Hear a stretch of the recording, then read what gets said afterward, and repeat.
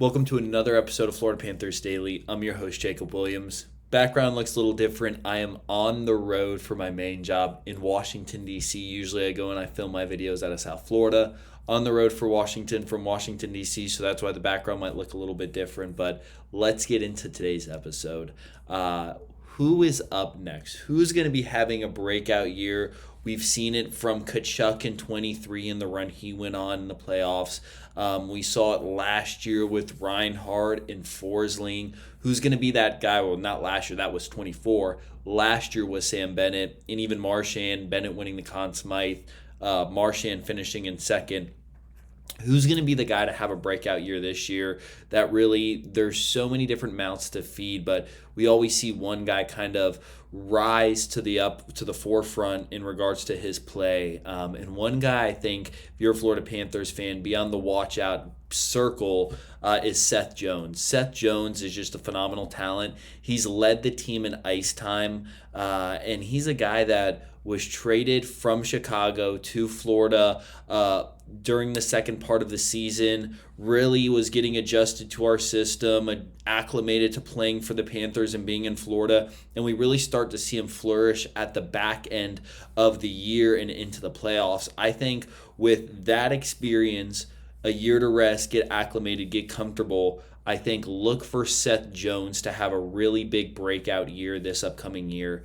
That's who I think is going to have a breakout year this upcoming year. He already plays a whole bunch. He plays a position that is not an easy position to play. Look for Seth Jones, especially with Ekblad and Forsling. Look for Seth Jones to go and have a breakout year. So as we're in the off season, there are a lot of predictions. There's not any games going on, so a lot of predictions on what's going to happen. In my last video, I talked about my predictions for the Atlantic Division coming up. If you guys haven't watched that, make sure you go and you watch that. But really, what does the next 5 years look like, or what does the next 5 years have in store for the Florida Panthers?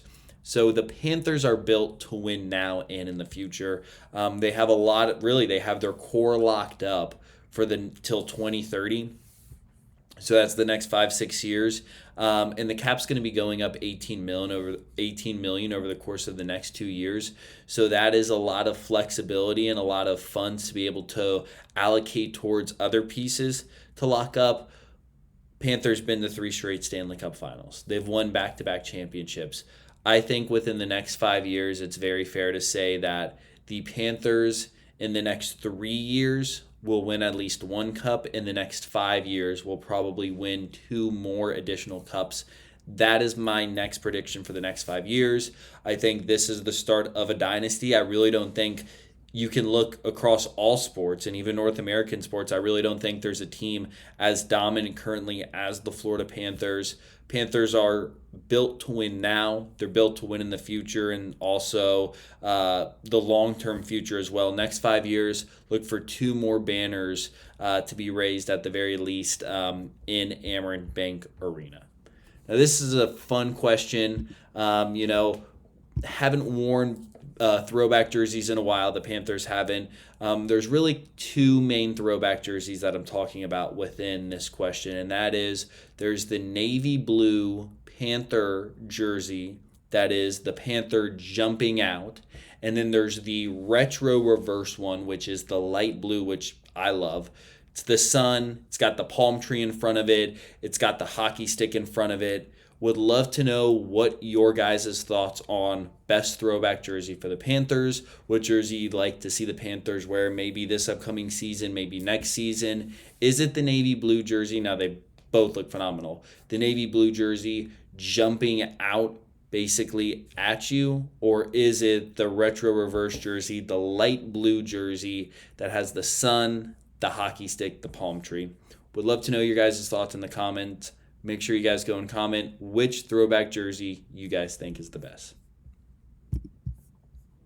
Now, concluding with the video here, I've talked about $18 million in cap over the next 2 years as the salary cap goes up. We know Bobrovsky's going to get extended. He's going to get funds. He's looking probably around the $6.5 million range. who's the next guy to get extended? We've seen Ekblad get locked up. We've seen Marchand get locked up. We've seen Bennett get locked up. Who's the next guy as the Rodriguezes, the Eetu Lusteronens, the Nico Mikolas start to end their contracts? Who's the next guy to get locked up? I think really an easy answer to that is going to be Nico Mikola. The way he plays, his size, he's 27 years old.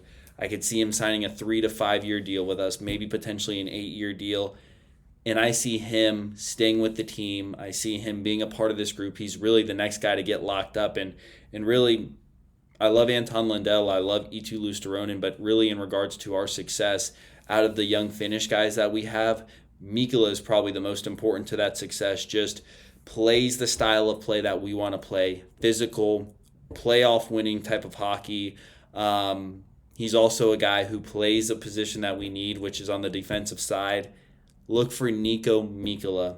The end of this year, when the salary cap goes up, look for 2 guys to get extended first. That's going to be Bobrovsky. It's going to be Nico Mikola. Guys, thank you so much for tuning in for another episode of Florida Panthers Daily. Love and appreciate your guys' support. If you guys can, like, subscribe to the channel. Appreciate you guys. Hope you guys had a great Labor Day. See you guys soon.